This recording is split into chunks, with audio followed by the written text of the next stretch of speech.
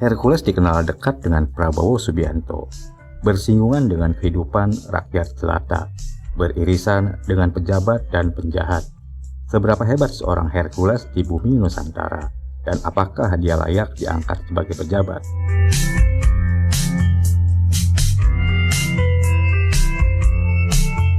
Kalau kamu percaya bahwa kekuasaan hanya didapat lewat pendidikan tinggi, integritas, atau kerja keras, maka izinkan saya memperkenalkan satu tokoh yang akan mematahkan semua teori itu. Namanya Hercules. Bukan Hercules yang megang pedang dan lawan Kentaur. Hercules yang ini pernah megang Tanah Abang di masa lampau. Hercules bukan tokoh fiksi, dia nyata dan lebih kuat dari mitos. Lahir di bumi Lorosai dengan nama Rosario de Marsal, dibesarkan di medan konflik, tumbuh dengan daya juang untuk bertahan hidup.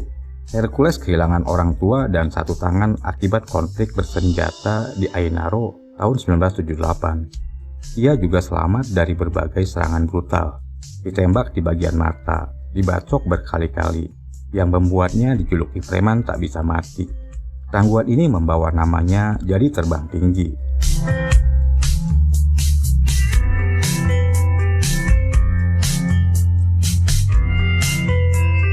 Hercules masuk Jakarta bukan untuk cari kerja, tapi untuk cari peran, dan perannya bukan figuran. Dia langsung casting jadi pemain utama, dengan spesialisasi keamanan informal, penertiban tidak resmi, dan diplomasi jalanan. Karena di negeri ini ada dua jenis kekuasaan, yang dipegang negara dan yang dipinjamkan preman, dan kadang yang satu tidak bisa jalan tanpa yang lain.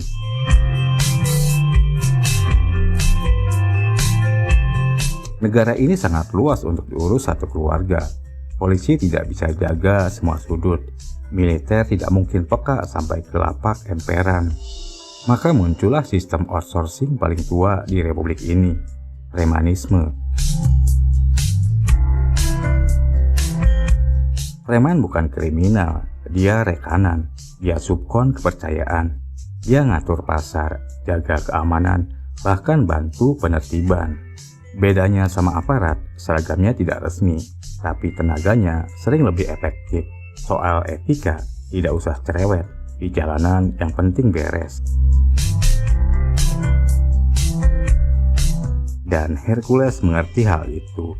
Dia bukan sekedar abang-abangan, dia manajer logistik, negosiator ulung, bahkan dalam banyak kasus bisa dibilang politisi lapangan.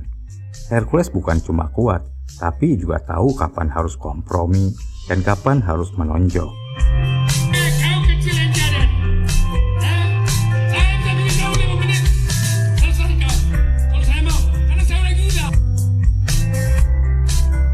Di negara lain, orang seperti Hercules mungkin dianggap masalah, tapi di sini dia adalah solusi, karena kadang sistem kita butuh perantara. Seseorang yang bisa bicara dengan rakyat dan elit sekaligus.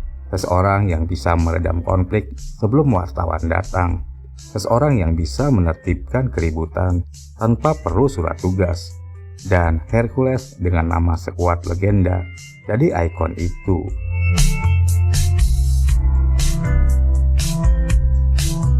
Ketika preman lain sibuk jaga parkiran minimarket, dia sudah merapat ke tokoh nasional.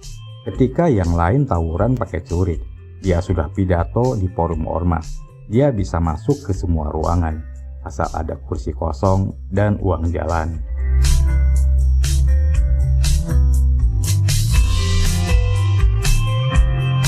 Yang menarik, Hercules bukan cuma jago di jalan, dia paham satu hal. Kekuasaan itu cair. Hari ini bisa jagain pasar, besok bisa main dengan para serdadu. Dia punya ormas, punya basis. Orang bilang dia terlalu liar untuk sistem, tapi saya rasa sistem kita terlalu jinak untuk dia.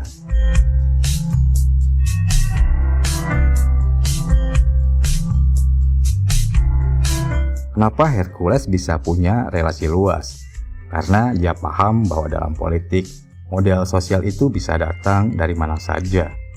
Kamu bisa jadi alumni Harvard atau alumni Lapas Cipinang. sama saja asal punya jaringan.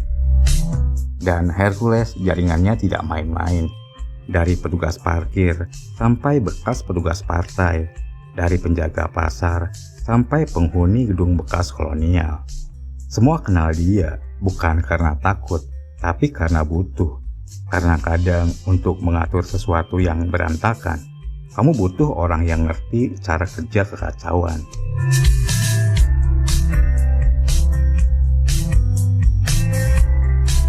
Di satu sisi ini lucu. Bayangkan negeri sebesar ini dengan birokrasi ribet dan kelembagaan lengkap, tapi masih harus bergantung pada preman untuk stabilitas lokal. Tapi di sisi lain ini juga tragis, karena artinya negara kita belum benar-benar hadir. Dia masih outsourcing tanggung jawabnya ke yang paling bisa, yang punya otot dan yang punya nyali.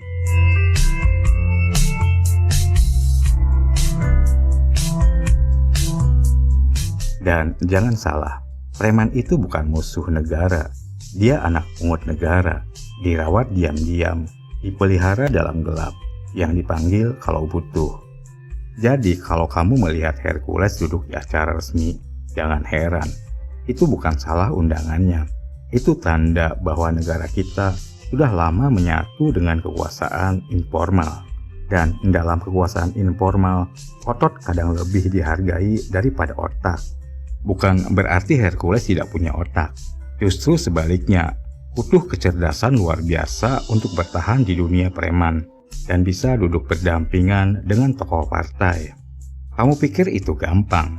Banyak preman yang gede di jalan, tapi hancur di ruang rapat. Hercules tidak begitu.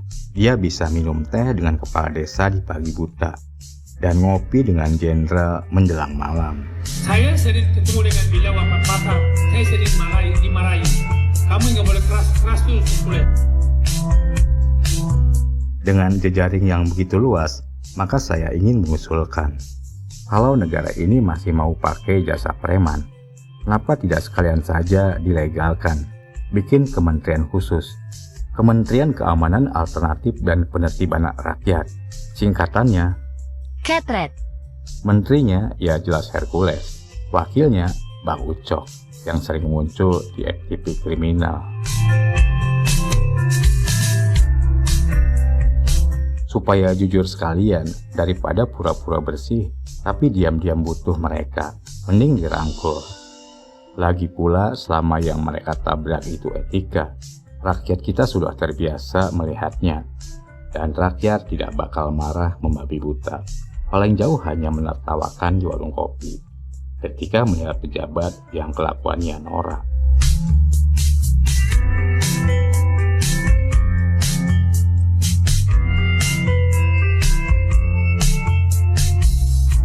Hercules adalah simbol bahwa di negeri ini siapapun bisa naik, asal ngerti cara main.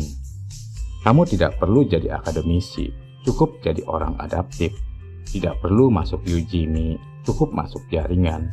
Dan kalau bisa jadi semuanya, saya ucapkan selamat. Kamu sudah lulus dari kampus paling keras, jalanan.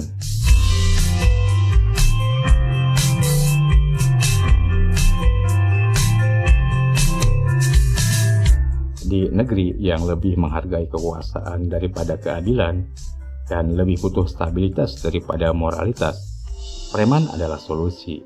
Dan Hercules adalah sosok paling sukses.